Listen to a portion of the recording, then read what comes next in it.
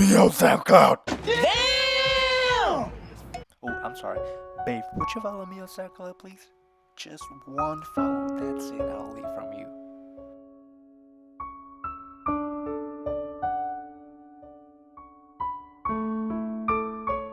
Psych! SoundCloud!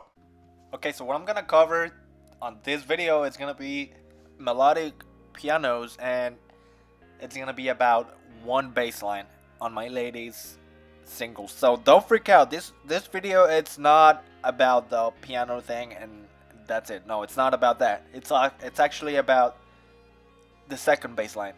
What I'm gonna be covering later on in the video. If you wanna skip this, I'm okay with that. You can skip this if you already know this, which I think you actually know. So skip if you want bass. Leave if you want to cry with me.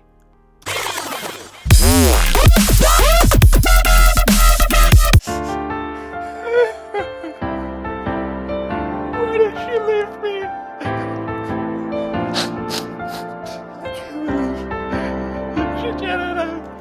I'm just kidding. So what's up, everyone? As you guys can see, I'm back with another tutorial right now.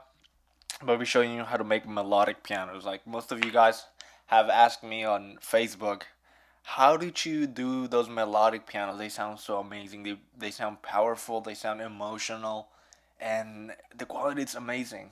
Well, you don't have to look further anymore. I was trying to look for a nice piano back then. I was looking everywhere. I was going through Concat libraries. I was going through Ableton live stock pianos. I'm sorry. And I couldn't find anything at all until I came across Logic Pro. So what I'm gonna cover right now is the stock pianos they have. If you can see, if you go to Logic acoustic pianos, you see a lot of pianos in here. The one I like to use the most, it's the Piano Studio, because it's a lot quieter and it sounds like really good. That's the main point that I do like. As you can see, I record most of my melodies, as you guys can recognize them in Logic.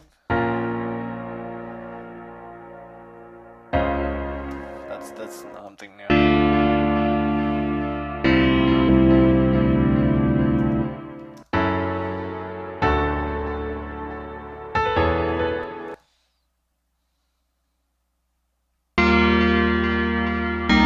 As you guys can see, this one is the secret.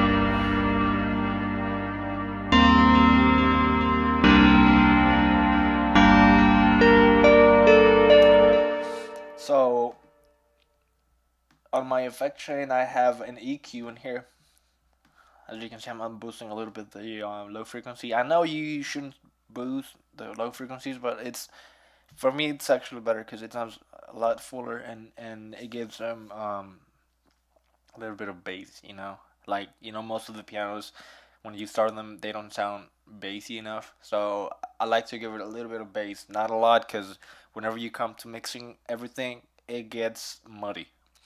And since I don't want it to sound as well like super muddy, I just throw a little bit of high frequency between 1,000 to 20,000. I mean, you don't really hear what's going on after 10,000, but I mean it's there. So I mean, it's up to you if you want to take it off or if you want to leave it. In my case, I just leave it.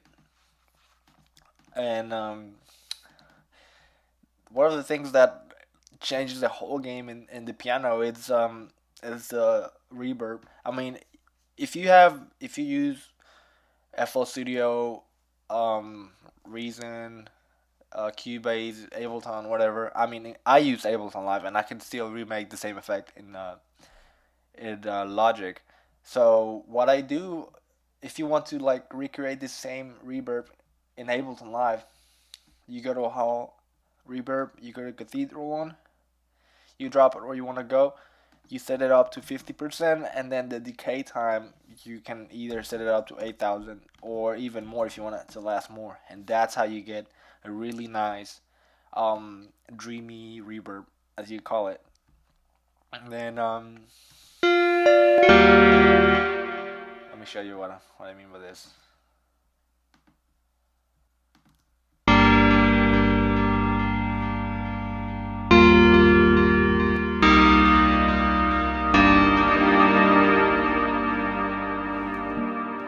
see that?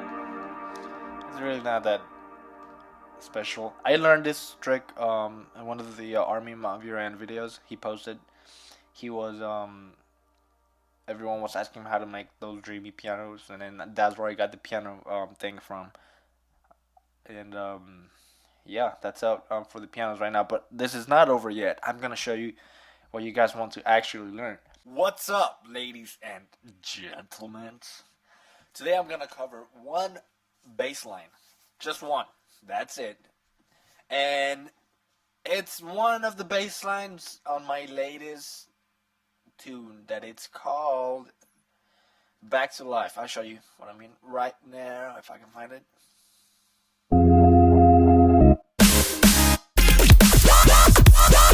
That one right there.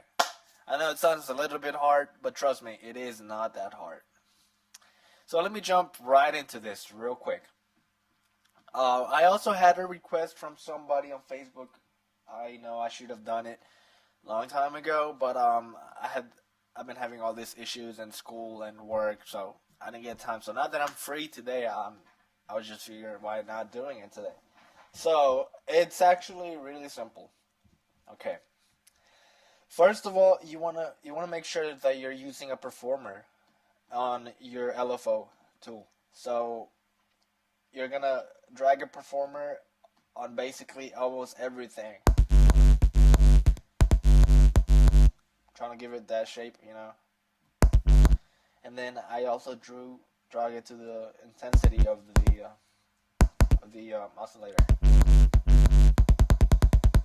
So on modulation, I have a phase modulation, turning it from wet to dry. Well, let me take this off real quick so you guys can. Ooh, that actually sounds pretty nice. So I loaded a performance on the pitch, and then I set the pitch all the way to 48. But I'm gonna tell you why. Because if you don't have the modulation pitch, the phase modulation pitch on 48, it sounds like really low key. So you have to adjust it however you want it. So that's what I'm gonna do right now. Just octave by octave, I'm gonna go up.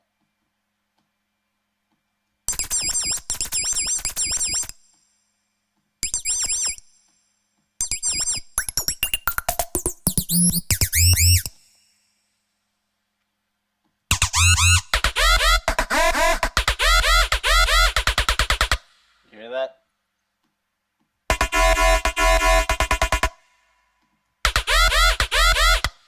And then my ring modulation, I don't know what it does, but it actually brings the it gives it more color, more high frequency. So you set the performer number 5 to everyone.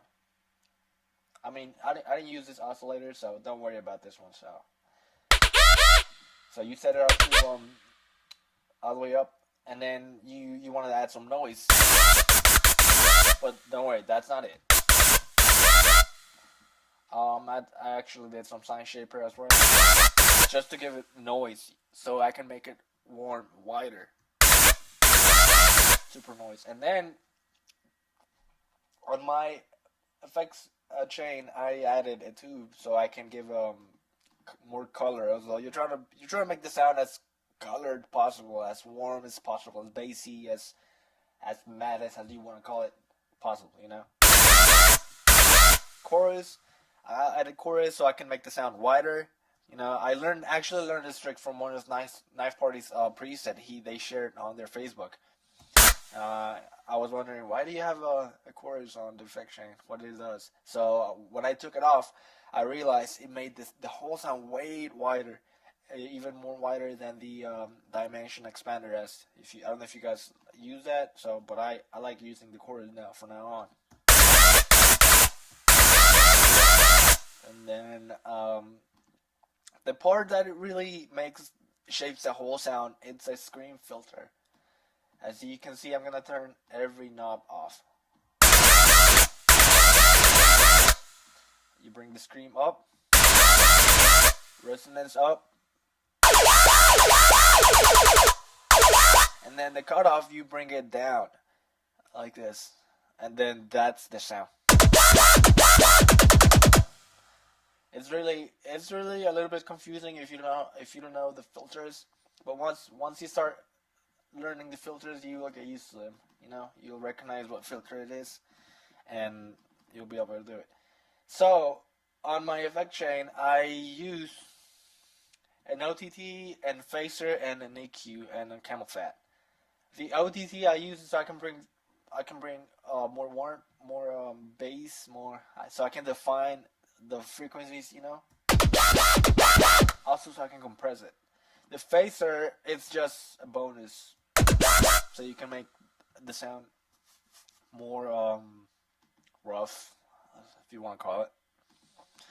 EQ to bring high frequency up, and camel fat give more anger, you know, more dirtiness. And yes, that's basically how you do this patch. And if you guys want to keep watching my tutorials and want to keep learning from me, I would suggest that you go to subscribe to my channel, and then, I don't know, you just do whatever the heck you want. If you want to follow me on SoundCloud or not, because I've been saying this the whole time, and you guys don't follow me. Sad story. Anyways.